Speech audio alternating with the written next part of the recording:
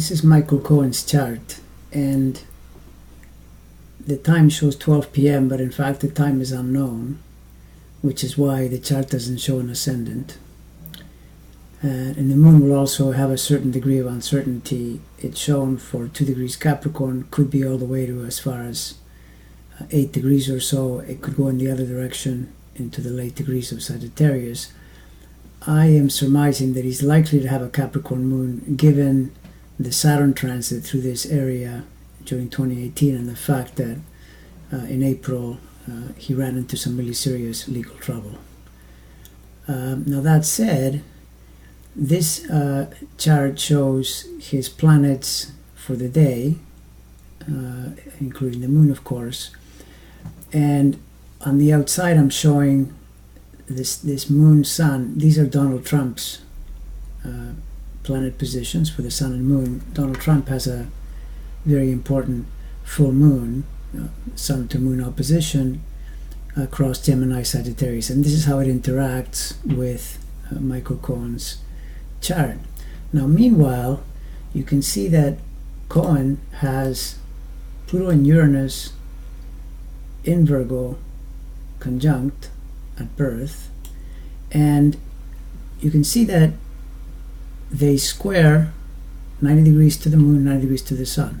They are challenging that full moon.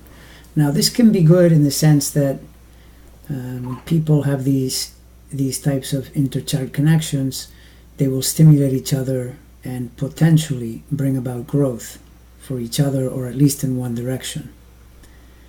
However, if things are not going so well, if the relationship breaks down, then these planets can really hurt the other planets, meaning the Uranus-Pluto become very dangerous to Trump.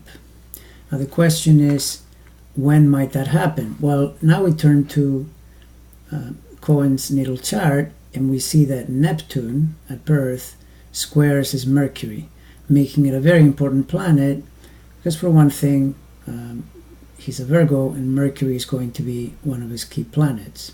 And the fact that Neptune is square makes it a planet that is both developmental and, once again, dangerous, depending on what's going on. And we see that Neptune in its transit, 165-year orbit, it has transited all the way to over here, this part of the zodiac in Pisces. And we know that in 2019, Neptune will be opposing these planets, the Uranus-Pluto, which is likely when it's going to be launched into action.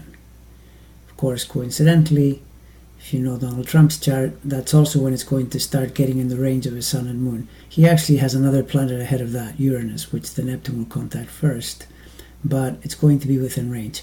So my sense is, given what I know about this whole situation, I'm going to guess that Michale Cohen, 2019, 2020, even into 2021, he is likely to be a huge problem for Donald Trump.